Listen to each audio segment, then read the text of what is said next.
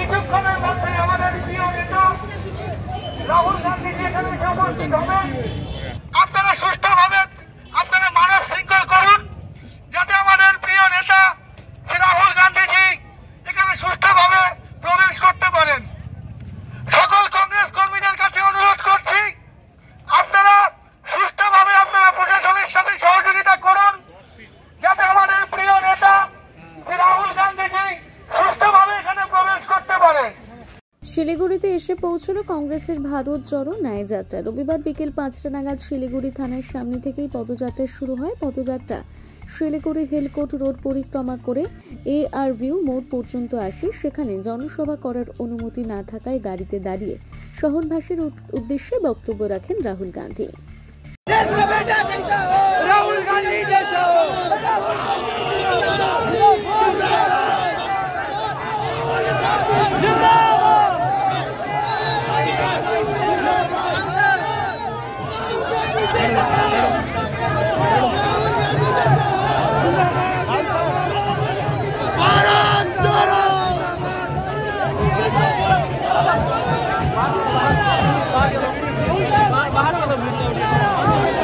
आगे चलो आगे चलो चलो आगे चलो